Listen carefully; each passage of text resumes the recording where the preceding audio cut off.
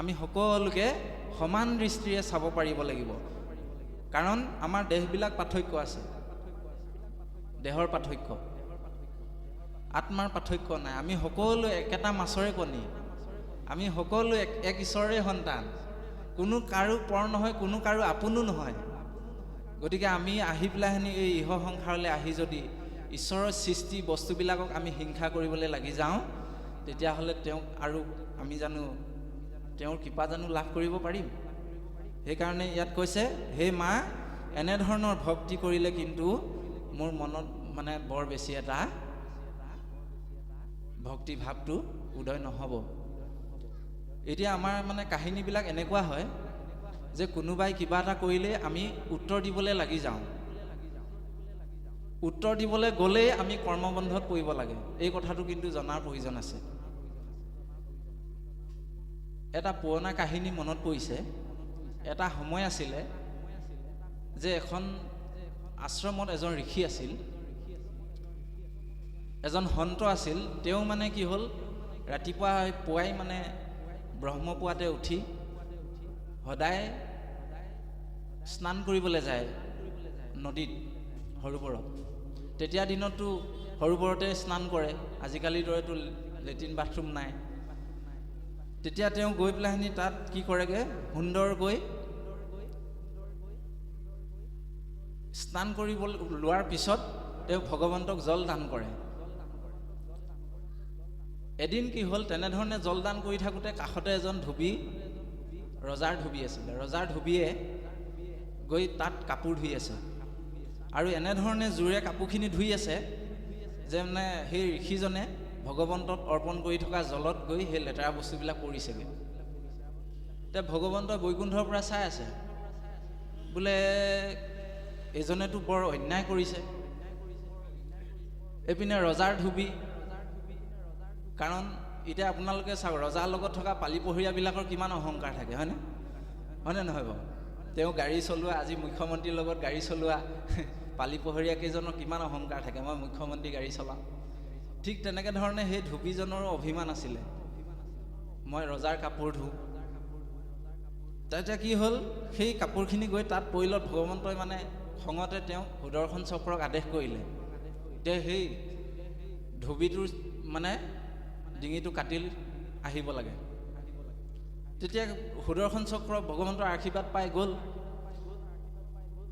সুদৰ্শন চক্ৰ আহি পাওঁতে পাওঁতে সেই ঋষিজনৰ ইতিমধ্যে জলদান কাৰ্যসূচী শেষেই হ'ল।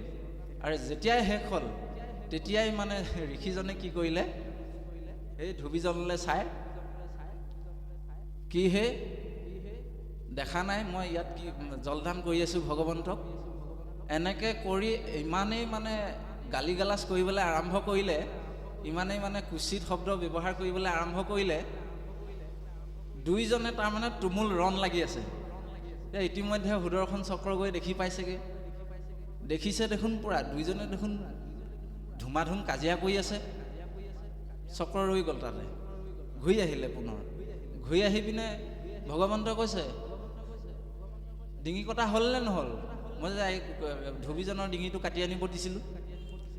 তেতিয়া সুদৰ্শন চক্ৰই কৈছে, প্ৰভু, কোনজন ধুবি মই ধৰিবই নোৱাৰিলোঁ, তাতেতো দুজন ধুবিক মই দেখা পালোঁ, কোনজনৰ শিৰ কাটিব লাগে আপুনি মোক কওকচোন।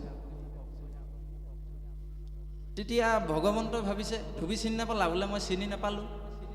অঁ হয় নেকি, তেতিয়াহ'লে বাদ দিয়া, নালাগে, গুচি আহা। ঘূৰি গুচি আহিলে। তাৰমানে এই কাহিনীটোৰ পৰা আপুনি মই কি বুজি পালোঁ, সেই ধুবিজনৰ যিটো আচৰণ আছিলে, সেই ভকত বা সন্তজনৰ আচৰণটোৰ সৈতে দুইজনৰতো একেই হৈ পৰিল। তেতিয়াহ'লে তেওঁ ভগৱন্তক ভক্তি কৰাৰ কি মূল্য থাকিল, হয়নে নহয় বাৰু? সেইকাৰণে আমি সন্ত মহন্ত ভকত হিচাপে মহন্তৰ ক্ষমাইহে ভূষণ, মহন্তৰ ক্ষমাইহে ভূষণ। গতিকে ক্ষমা গুণটো আমি মানে ভূষণ হিচাপে, অলংকাৰ হিচাপে আমি পিন্ধিব পাৰিব লাগিব। সেইকাৰণে সেই দুইটা যেতিয়া স্বভাৱ একেই হ'ল, তেতিয়া সুদৰ্শন চক্ৰ ঘূৰি আহিল। তাৰমানে আপোনাক মোক যদি কোনোবাই অন্যায় অত্যাচাৰ কৰি আছে, কিবা বুদ্ধি বাধাই যদি আপোনাক মোক দমাব বিচাৰি আছে, আপুনি মই যদি তেওঁক প্ৰত্যক্ষভাৱে উত্তৰ দিবলৈ যাওঁ, তেতিয়াহ'লে ভগৱন্তই তেওঁক উত্তৰ দিবলৈ নাযায় আৰু বাটৰ পৰা ঘূৰি আহিব। চক্ৰ ঘূৰি আহিল নহয়, ঠিক তেনেকৈ ধৰণে ভগৱন্তই আপোনাক মোক, আপুনিও মই যদি সেইটো শাৰীত পৰিবলৈ যাওঁ তেতিয়াহ'লে আপোনাক মোকো ভগৱন্তই কৃপা নকৰিব। কাৰণ সেই ধুবিজন, সেই ঋষিজনৰ স্বভাৱটো একেই হৈ পৰিল। এজন অসৎ মানুহ আৰু এজন সৎ মানুহ, আপোনাৰ হওক সন্ত মহন্ত ভকত হৈ পেলাইনি যদি অসৎ মানুহজনৰ লগত সমানে সমানে যুঁজিবলৈ যায় তেতিয়াহ'লে কিন্তু দুইজনৰ স্বভাৱ একেই হৈ পৰিব। তেতিয়া কিন্তু একো পাৰ্থক্য নহ'ব। সেইকাৰণে এনেধৰণে আমাক যদি কোনোবাই হিংসা ভাৱনা কৰি ভগৱন্তক পুজিব সেৱা কৰিব যায়, কাৰোবাৰ মনত দুখ দি যদি ভগৱন্তৰ ওচৰলৈ যাব বিচাৰে তেনেহ'লে বৰ বেছি এটা লাভ নহ'ব। এতিয়া আমি দেখি পাওঁ তীৰ্থ ভ্ৰমণটো এতিয়া এটা মানে লবিত পৰিণত হৈছে। বহুসকলে তীৰ্থলৈ যায়, তীৰ্থ ভ্ৰমণ কৰি আহে। সেইদিনাখন এজন ভকতক লগ পালোঁ দেই বাপ সমস্ত। তেওঁ কৈছে এইবাৰ বোলে মোৰ ছবাৰ হ'ব তীৰ্থলৈ যোৱা। কিন্তু প্ৰথম অৱস্থাত তেওঁ তীৰ্থলৈ গৈ যিটো হৈ আছিলে সেই এতিয়াও সেই একেই হৈ আছে, একো পৰিৱৰ্তন আমি দেখা নাই। তেতিয়াহ'লে তীৰ্থলৈ গৈ কিবা লাভ আছে জানো, যদি একো পৰিৱৰ্তনেই হোৱা নাই? এই ভকত তীৰ্থলৈ যদি তেওঁ ইমান বছৰে আহি থাকিলেহেঁতেন, তেওঁ অন্ততঃ অকণমান হ'লেও পৰিৱৰ্তন আহিলেহেঁতেন জীৱনত। কাৰণ এই ভকত তীৰ্থতে ভগৱন্ত বিৰাজমান হৈ আছে বোলে। আজি ইয়াত ভগৱন্ত বিৰাজমান হৈ আছে, আমি কিন্তু দেখা নাই চকুৰে। মায়া আছে যে আমাৰ। অ' হেৰৌ মন অ' নালাগে যাবলৈ কাশী বৃন্দাবন, এ ৰাম বৃন্দাবনত কৃষ্ণ নাই মোহন বাহিলৈ, অ' ভকতৰ মাজতে আছে হিৰৈ। ভগৱন্তই ইয়াতে বিৰাজমান হৈ আছে, মূৰ্তিমন্ত হৈ ভকতত আছে। আমি সেই ভগৱন্তক দেখা পাব লাগিব দেই বাপ সমস্ত। ভকতেই যে ভগৱান, এই কথাটো স্বয়ং শংকৰ গুৰুজনে আমাক কৈ গৈছে, স্বয়ং কপিল প্ৰভুৱে কৈ গৈছে ইয়াৰ আগৰ অধ্যায়টোত। হে মা, ভকত মোৰ দ্বিতীয় ৰূপ, ভকত মোৰ দ্বিতীয় ৰূপ মা, ভকত প্ৰতিমা মোৰ দুই অধিষ্ঠান, দুইকে পূজা দৰ্শনে কৰিবে আতিমান। আকৌ পিছৰ লাইনটোতে ক'লে দেৱতো তীৰ্থটো কৰি ভকতেহে বৰ, ভকতক ভজিলে গুচয় কৰ্মজৰ। আপোনাৰ ভকতক ভজনা কৰিলে যদি আপোনাৰ মোৰ মানে কৰ্মজৰটো নাইকিয়াই হয়, তেতিয়াহ'লে আমিনো কেলৈ আকৌ সেই দূৰ দিগন্তৰ কথা চিন্তা কৰি থাকোঁ, নহয়নে বাৰু? সেইকাৰণে আমাক কৈছে যে হে নৰসকল, তোমালোকে সদায় সৎসংগ ভকতৰ সংগ ল'বা, তেতিয়াহ'লে তোমালোকৰ পাপবিলাক নাইকিয়া হ'ব।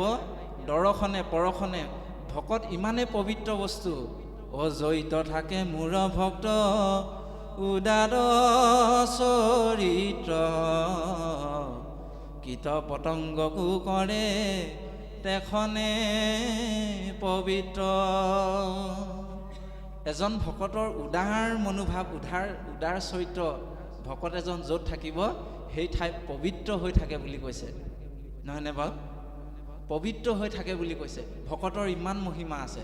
সেইকাৰণে কৈছে এজন ভকতক দৰ্শনে পৰশনে স্পৰ্শন কৰিলেও বহুত বহুত বোলে পাপ নাশ হয় বুলি কৈছে। ভকতৰ ইমান মহিমা আছে। আমি সেইকাৰণে দূৰতে দেখিলেও ভকতজনক দেখিলে আমি কৃষ্ণ বুলি হৃদয়ৰ পৰা আমি সেৱা জনাব লাগে। বৰ সুন্দৰ সুন্দৰ দৰ্শন আছে বাবাই সমস্ত। গতিকে তেওঁ প্ৰথমটো ভক্তিৰ কথা ক'লে যে এই হিংসা থকা ভক্তিটোত তামক ভক্তি বুলি কয়। এই ভক্তিটোত মই বৰ বেছি এটা তুষ্ট নহওঁ। গতিকে পিছৰ কেইটা ভক্তি পুনৰ পাঠে আমাক ক'ব। কৃষ্ণ কৃষ্ণ। আমি পাঠৰ কাষতে বহি আমি বাপজনাক এটি প্ৰশ্ন আগবঢ়াম বুলি ভাবিছোঁ। অৱশ্যে আমাৰ অকণমান দুখেই হয়, কাৰণ বাপসকলে প্ৰশ্ন হয়তো চাগে ভাবিব পৰা নাই। আমি পূৰ্বতে পাইছিলোঁ যে বাপজনে আমাক কৈ গৈছিলে যে আমাৰ কৰ্ম নাশ কৰিব লাগে বুলি কৈছিলে। আমি ওপৰতে পাইছিলোঁ, পাছে কৰ্ম নাশ হৈলে ভৌতিক শৰীৰৰ পৰে তেওঁ যোগী ব্ৰহ্মতে মিলয়। তে কৰ্মবিলাকনো কি আৰু আমি কোনবিলাক কৰ্মৰ দ্বাৰা প্ৰভু ভগৱন্তৰ লগত আমি সেই ব্ৰহ্মত আমি মিলয় হ'ব পাৰিম, অকণমান আমি শুনি চাব বিচাৰিছোঁ। কৃষ্ণ কৃষ্ণ। আমি দেউতাৰ চৰণত সেৱাভাগী অৰ্পণ কৰা হৈছে। আমি আপোনাসৱক প্ৰথমতে কোৱা হৈছিলে যে আমি সিমানৰ যোগ্য পাত্ৰ নহয়। আপোনাসৱে আজ্ঞা কৰিছে কাৰণে আমি আসনভাগী অলংকৃত কৰা হৈছে।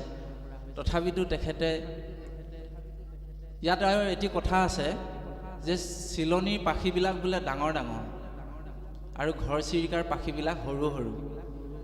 এতিয়া চিলনীয়ে উৰে বুলিয়ে ঘৰ চিৰিকাৰ পাখিটো সৰু বুলিয়ে কিন্তু ঘৰ চিৰিকা আকৌ নুৰাকৈ নাথাকে। ঘৰ চিৰিকাটো বোলে অকণমান হ'লেও যিমান শক্তি আছে উৰিবলৈ চেষ্টা কৰে। গতিকে আমাৰো সেইটো অৱস্থা, আমাকো আপোনাসৱে ঘৰ চিৰিকা বুলিয়ে ভাবিব। গতিকে ভগৱন্তৰ হৃদয়ত থাকি যেনেধৰণে মতিটো আগবঢ়ায় তেনেধৰণে আমি কথাটো মানে প্ৰকাশ কৰা হ'ব। তেখেতে কৈছে যে কৰ্মবন্ধন আৰু কোনখিনি কৰ্ম কৰিলে আমি সংসাৰ বন্ধনৰ পৰা মুক্তি পাব পাৰিম। এইটো বৰ সুন্দৰ দৰ্শন, বৰ সুন্দৰ কথা যে কৰ্ম আৰু অকৰ্ম আমি চিনি পাব লাগিব দেই বাপ সমস্ত। আমি বৰ বেছি গভীৰতালৈ নাযাওঁ, কিন্তু সৰল আকাৰে বুজিবলৈ হ'লে যিখিনি কৰ্ম বেদ শাস্ত্ৰই আমাক বাধা কৰিছে, যিখিনি কৰ্ম ভগৱন্তৰ দ্ৰোহী, সেই কৰ্মখিনিৰ পৰা আমি আঁতৰত থাকিব লাগে। সেইখিনি কৰ্মৰ পৰা আমি আঁতৰত থাকিলে আৰু যিখিনি কৰিব লাগে সেই কৰ্মখিনি হৈছে বেদ শাস্ত্ৰই যিখিনি আমাক কৰিবলৈ কৈছে, ভগৱন্তই যিখিনি কৰ্ম কৰিবলৈ আমাক উপদেশ কৰিছে, য'ত নেকি ক্ষমা, দয়া, সত্য, শৌচ এই চাৰিটা বস্তু আছে, পৰৰ উপকাৰ আছে, এই সমস্ত কৰ্মখিনি যদি আমি কৰোঁ তেতিয়াহ'লে কিন্তু আমাৰ ভগৱন্তৰ এটি সুসন্তান হিচাপে আমি মানে নিজকে বেকত কৰিব পাৰিম। কাৰণ সুসন্তানক মাক দেউতাকে সকলোৱে ভাল পায়, গাঁৱৰ মানুহে ভাল পায়, পৰিয়ালে ভাল পায়, মাক দেউতাকেও ভাল পায়। গতিকে ভগৱন্তৰ এজন সুসন্তান হ'লেহে ভগৱন্তই আমাক ভাল পাব। সেইকাৰণে আমি কৰ্ম এনেধৰণে কৰিব লাগিব যাতে সেই কৰ্মৰ দ্বাৰা আমি আৰু অধোগামী নহওঁ, তলৰ যোনিকেইটাত যাতে আকৌ জন্ম হ'বলগীয়া আমাৰ নহয়। আৰু তাৰ কাৰণে একমাত্ৰ উপায় ইতিমধ্যে ভাগতে দিলে যে ভগৱন্তক ভক্তি কৰিব লাগিব, ভগৱন্তক হৃদয়েৰে ভাল পাব লাগিব, উপাসনা কৰিব লাগিব। কাৰণ নৰমনুষ্য শৰীৰটো আমি পাইছোঁৱে সেইকাৰণে বাপ সমস্ত। মাধৱ গুৰুজনাই উত্তৰটো দিছে সুন্দৰকৈ যে সকলোৱে খাই বৈ জীয়াই আছে, হয়নে বাৰু? গছ গছনিও খায়, তেওঁলোকে সূৰ্যৰ ৰশ্মিৰ দ্বাৰা, পত্ৰ হৰিতৰ দ্বাৰা তেওঁলোকে খাদ্য প্ৰস্তুত কৰে। গছ গছনিও খাদ্য খায়, সকলোৱে খাদ্য খায়, আমিও খাদ্য খাই জীয়াই আছোঁ, তেওঁলোকেও খাদ্য খাই পৰিয়াল পোহপাল জন্ম দিছে, গাহৰিও জন্ম দিছে, কুকুৰেও জন্ম দিছে, বিভিন্ন জীৱ জন্তু চৰাই চিৰিকটিবিলাকেও নিজৰ পৰিয়াল পোহপাল দি আছে। আপুনি ময়ো পৰিয়াল পোহপাল দি আছোঁ। এইখিনিলৈকে বৰ বেছি এটা পাৰ্থক্য নাই, হয়নে বাৰু? কিন্তু এটা বস্তু পাৰ্থক্য আছে, মনুষ্য শৰীৰটো ধাৰণ কৰা এটা বস্তু পাৰ্থক্য আছে, সেইটো হৈছে মানুহৰ জ্ঞান, বিজ্ঞান আৰু তদং আৰু ৰহস্য, এই চাৰি বস্তু দিলে। মনুষ্যৰ জন্ম হবা শান্তে শ্ৰেষ্ঠ, আছে দিব্য জ্ঞান পাই, যিটো নেকি অন্য প্ৰাণীৰ নাই। নৰমনুষ্যক এনেকুৱা এটা দিব্য জ্ঞান দিছে যিটো অন্য প্ৰাণীৰ নাথাকে, আৰু নৰমনুষ্যক এনেকুৱা এটা শৰীৰ দিছে, সেইটো পূৰ্ণ ব্ৰহ্ম শৰীৰ বুলি কোৱা হৈছে দেই বাপ সমস্ত। মনুষ্য শৰীৰটো পূৰ্ণ ব্ৰহ্ম শৰীৰ, অৰ্থাৎ এই শৰীৰৰূপী নৌকাখনৰ দ্বাৰাহে আমি ভগৱন্তক ভজনা, ভক্তি এইবিলাক কৰিব পাৰিম। বেলেগে কিন্তু নোৱাৰে। বেলেগ জীৱই ভগৱন্তৰ কীৰ্তন কৰিব নোৱাৰে, ভগৱন্তৰ নাম শ্ৰৱণ কৰিব পাৰিব, কিন্তু কীৰ্তন কৰিব নোৱাৰে, কাৰণ তেওঁলোকৰ বাক শক্তি নাই। আৰু তেওঁলোকে আজি এই ভকত তীৰ্থলৈ আহিব পাৰিছে জানো? পৰা নাই। নামঘৰলৈ যাব পাৰিছে জানো? পৰা নাই। কিন্তু মানুহে পাৰে। সেইকাৰণে মানুহে অকল খোৱা বোৱাতে যদি থাকে, তেতিয়াহ'লে কৈছে ধৰ্মে নহীনা পশুৰ ভি সমানা। ধৰ্ম নাইকিয়া মানুহ পশুৰ লগত তুলনা কৰিছে।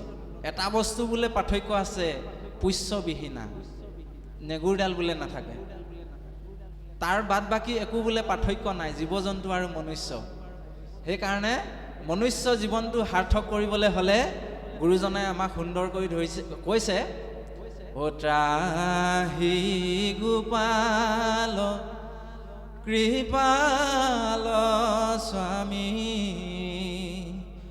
অ মজিলো ভৱ লধিত আমি। এই ভৱসংসাৰখনত আমি মজি আছোঁ, প্ৰভু আমাক উদ্ধাৰ কৰা।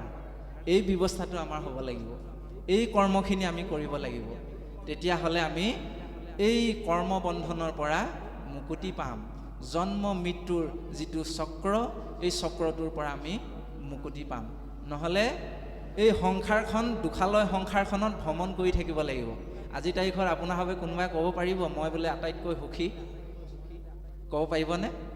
কোনো নোৱাৰে ক'ব। মনুষ্য শৰীৰটো ধাৰণ কৰিছোঁ বহু কোটি জন্মৰ পিছত, কিন্তু ইয়াতে আকৌ দুখ সুখে মানে দুখেৰে ভৰা এখন জীৱন আমাৰ।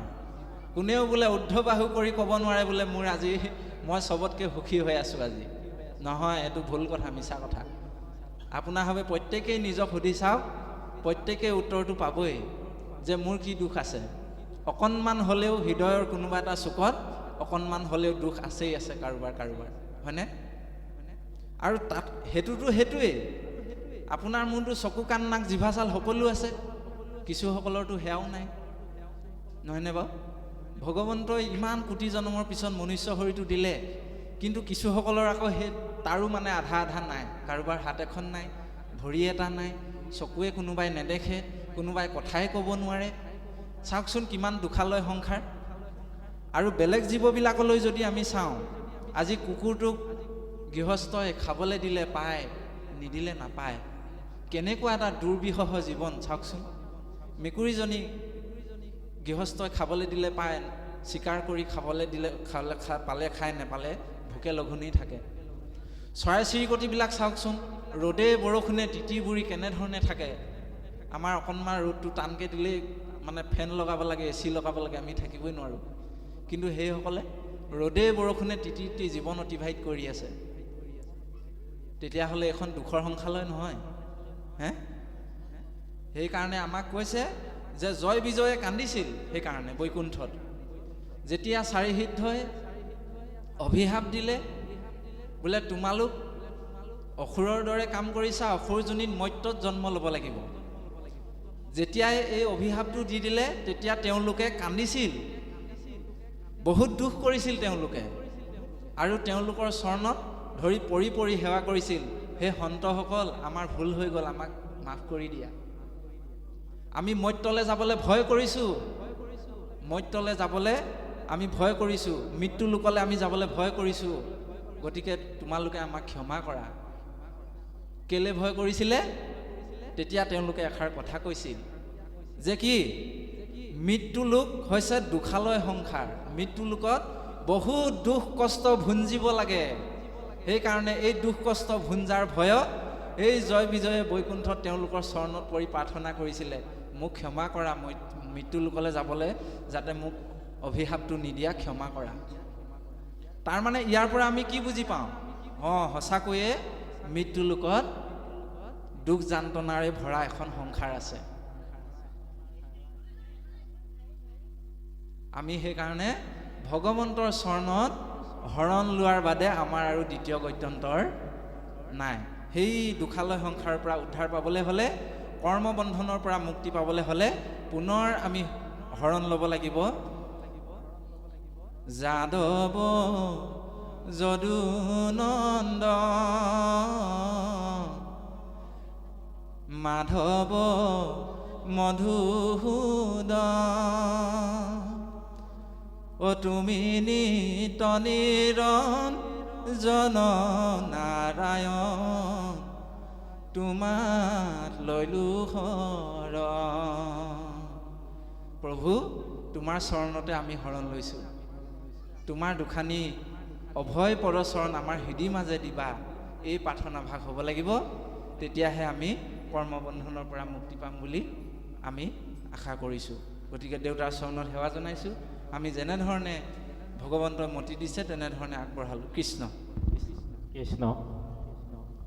আমি নথৈ আনন্দিত হৈছোঁ। যেনেধৰণে প্ৰশ্ন ঠিক আমাৰ বাজনাই সুন্দৰকৈ দাঙি ধৰিলে। আমি প্ৰভু ভগৱন্তৰ ওচৰত তেওঁৰ গোটেই জীৱনটো ভাগৱতৰ লগত আধ্যাত্মিক গুণৰ লগত সামঞ্জস্য ৰাখি যাতে আমাৰ মাজতে এনেকৈ ফুল আৰু ভোমোৰাৰ দৰে যাতে অতিবাহিত হৈ থাকিব পাৰে, তাৰ কাৰণে আমি প্ৰভু চৰণত অকণমান সেৱা জনাইছোঁ। কৃষ্ণ, আমি পাঠৰ মাজলৈ গৈছোঁ।